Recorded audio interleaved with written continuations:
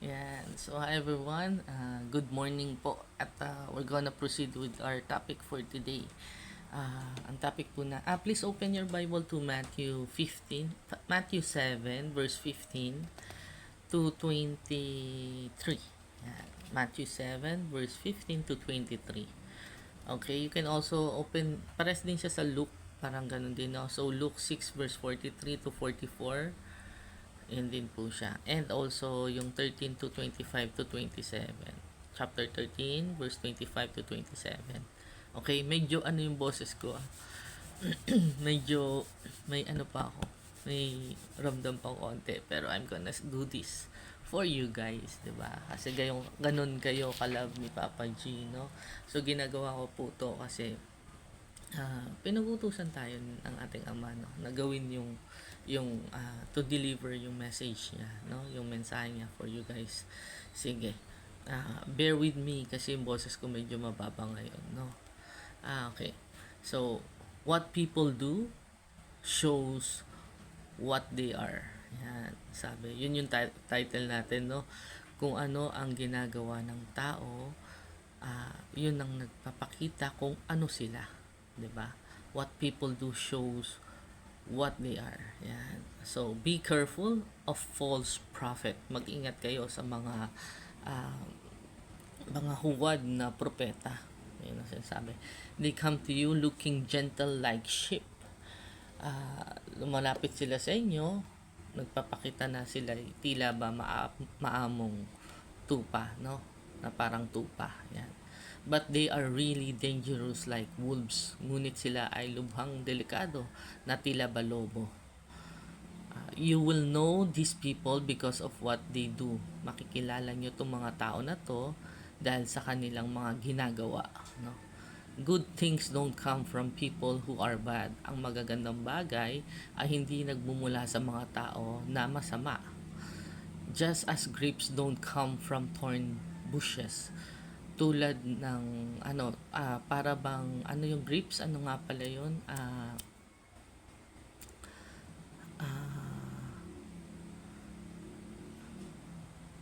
ano siya yung ano ba ito, may langgam pa, sorry, yung grapes daw, no, yung ubas, ayan, yung isip pa ako. Sorry. Just like grapes at tulad ng ubas don't come from thorn bushes, ay hindi nagmula sa mga tinik na palumpong, no? And figs don't come from thorny weeds, at ang mga igos ay hindi nagmumula sa matitinik na damo, 'di ba?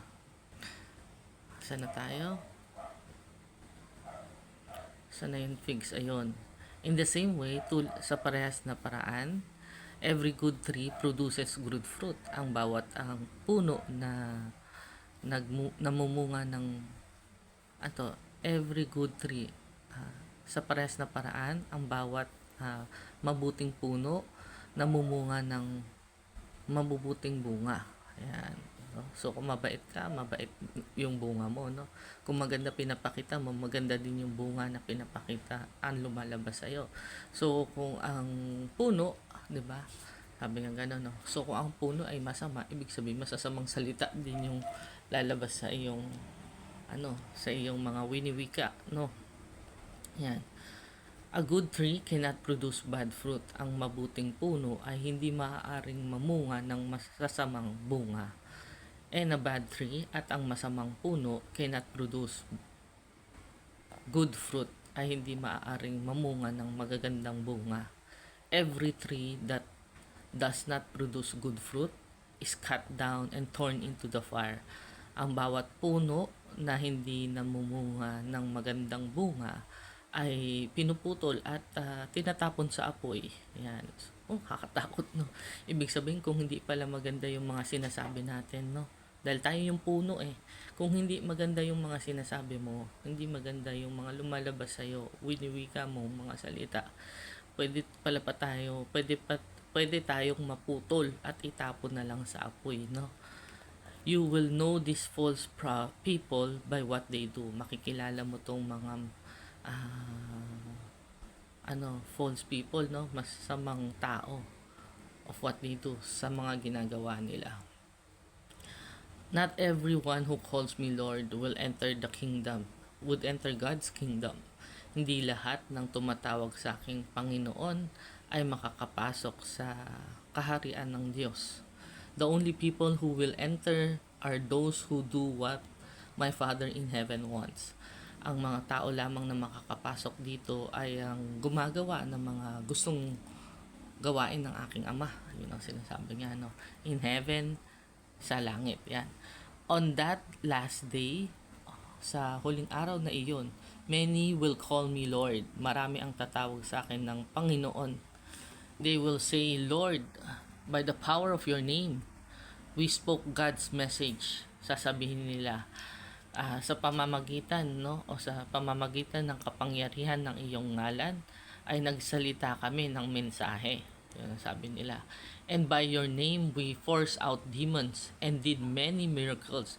At sa ngalan mo kami ay nakapagpalayas ng mga demonyo at nakapaglikha ng maraming himala, yun, miracles, no. Then I will tell those people clearly at sasabihin ko sa mga tao yun ng malinaw, get away from me, lumayo kayo sa akin. You people are who do wrong, kayong mga taong gumagawa ng mali, 'di ba?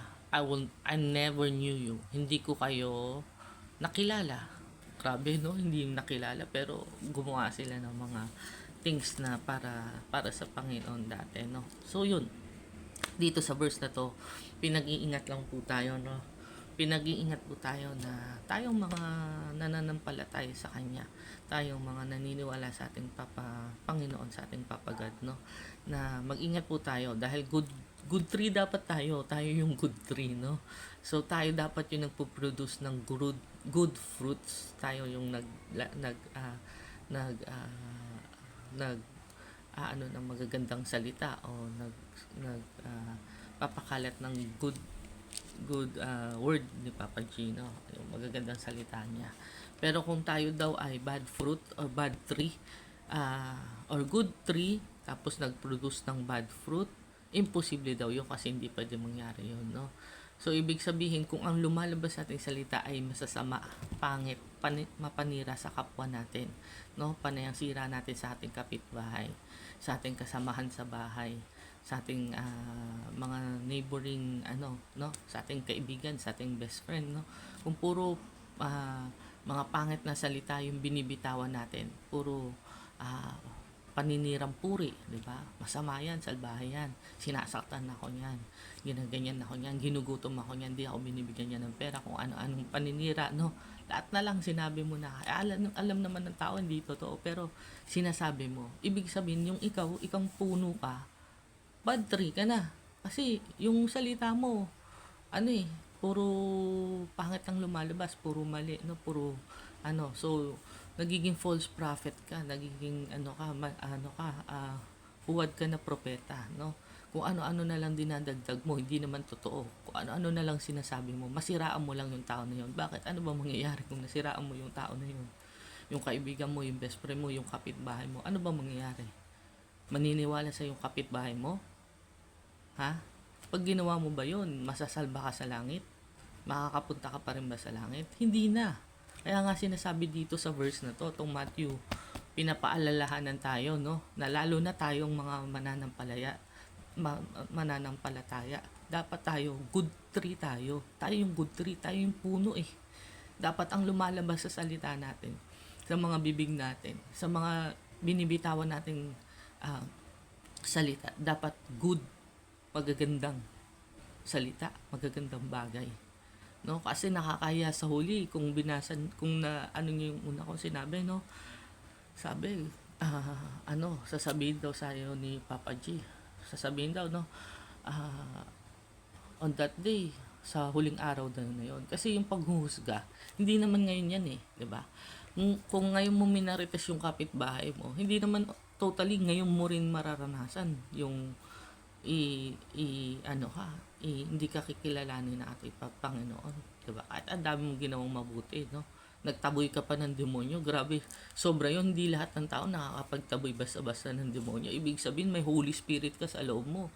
Ibig sabihin nananahan sa sa iyo ang ating ang Holy Spirit, ang banal na hindi lahat meron nun. Hindi lahat na lalaman na nasa loob na nila yung Holy Spirit, no? Pero kung nasa sayo na, tapos ito pa nangyari, 'di ba? Grabe naman, no? So mag-ingat po tayo, no? Huwag tayong basta mamuna ng kapwa natin. Huwag tayong basta-basta mag-judge, no? Huwag tayong manghusga ng ating kapwa, no? Huwag tayong manirang puri sa mga taong nakapaligid sa atin. Lalo na yung mga kasamahan natin sa bahay, no? Kasi hindi natin alam ano yung balik, no? Ito na nga, sinasabi na pala yung balik, no? Yung balik nito, hindi na yung karma. Ang aside from that, maaari talaga kayong makarma. Magkaroon kayo ng mga sakit na hindi nyo in-expect magkakaroon kayo. Maaari talaga mangyari yon. Bukod dun, kasi kung chosen one o hinirang ng Diyos ang tao na yan, pinili ng Diyos ang tao na yan, tapos sinisiraan mo. Imagine niyo ba kung ano yung balik na babalik sa inyo? 'Di ba? Bukod na lang dun sa karma, no? Bukod dun sa karma, yung ikaw na lang yung pinaka-soul mo. Paano ka pa makakatawid kung dito pa lang sa lupa, puro na pangit na salita na yung lumalabas sa bibig mo? Gusto mong ma-impluwensyahan yung kapitbahay mo na mag-isip din na masama sa kapwa mo na yon? Ha? Gusto mo kasing siraan siya? Gusto mong naiinggit ka sa kanya? Gusto mo kung ano-ano na lang sabihin sa kanya na mga mali naman at kung ano-ano pang dagdag ang ginagawa mo? Bukod dun sa karma, kaibigan, meron pa. Ito yung huling sinasabi, no? Kasi sa ibang verse, meron talaga yun eh. Do not touch my prophet and do them no harm. Yun ang sabi. Ibig sabihin, pag kinanti mo ang chosen one, ang hinirang ng tao, ang pinili ng Diyos, at kinanti mo yan, good luck talaga sa'yo. Good luck talaga. Hindi ko alam kung anong balik sa'yo, pero si Papa G na pong bahala. Pero yung tao po na ginagawa nyo yan, siguro malamang pinagpe-pray pa kayo, no? Alam mo, sinasabi niya, Father, forgive them for they do not know what they are doing. Ganon din ang dasal ko lagi sa mga taong gumagawa ng masama sa akin. Kasi alam ko si Papa God lang talaga yung panghahawakan ko. Siya lang yung kakapitan ko. Kahit ano pa po, paninirang puri ang gawin sa atin. Kay Papa G lang po kayo kumapit, no? Huwag po bibigay yung isipan nyo.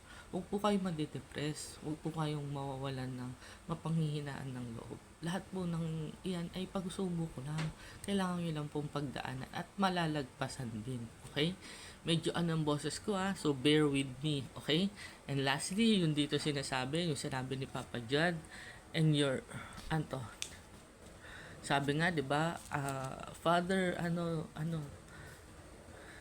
Lord, by the power of your name, we force out demons. Panginoon, sa ngalan ng iyong sa kalakasan ng iyong ngalan, nakakapagtaboy kami ng mga demonyo. Kami ang ganon. Tapos sabi ni Papa G, then I will tell those people, at sasabihin clearly, at sasabihin ko sa mga tao na yun ng malinaw, no, get away from me, umalis kayo sa akin, lumayo kayo sa akin, parang ganon, no? You people who do wrong, kayong mga taong gumagawa ng mali. Yun. So, ibig sabihin, ayaw niyang gumagawa tayo ng mali. I never knew you. Diba? Hindi kita nakilala. Grabe, no? Kahit kilala ka ni Papa G, di ka na niya kilala. Good luck. Diba? So, mag-ingat po tayo, no? Ask for God forgiveness kung nakagawa tayo ng mga mali. Paninirang puri sa ating kapitbahay, sa ating mga mahal sa buhay, sa ating mga kasama sa bahay, o ating environment, sa community. Mag-ingat po tayo talaga. Kasi the verse speaks to us. Itong mga sinasabi ko, binibigay po to sa akin ni Papa God. I have to impart this to you guys kasi alam niyang nangyayari right now. Nangyayari sa'yo mismo. Diba? Nangyayari sa'yo. So, gusto niya ma-encourage kita na huwag ka mapanghilaan ng loob at kahit na anumang paninirang puri ang sabihin sa'yo, kung yung pinaproject ng tao sa'yo is masama o hindi maganda, matuto po tayong unawain sila. Magpakumbaba tayo.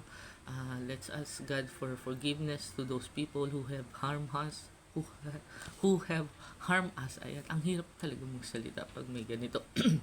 Yan. So, yun. Hindi ko na patatagalin tong video na to kasi medyo hahaba na rin. And I have to do another thing. I have to review pa para dun sa iba. But, by the way, I wanna thank everyone. Gusto ko po magpasalamat sa lahat po ng sumusubaybay sa ating mga videos, sa nagla-like, sa nag-share, lalo na you can share it with your friends, lalo na po yung mga may pinagdadaanan yan. Ano nyo po yung ating video para malinawan po sila sa mga bagay-bagay yan. And for any comments and suggestion, pwede po kayo mag-comment sa baba, no? Or sa inyong mga suggestions. Oo, hindi ako pala ayos, hindi ako nagme-makeup. Ayan lang, naglalagay lang ako lip gloss kasi medyo nagda-dry. Pero, ayun, ang importante sa akin, hindi yung physical appearance ko, but the words na gustong ipamahagi sa inyo ni Papa G, no? So, yun yung pinaka-focus ko for this, no? Hindi yung, do I look pretty or anything like that. So, aside from that, I hope natakal ko na maayos yung topic. And,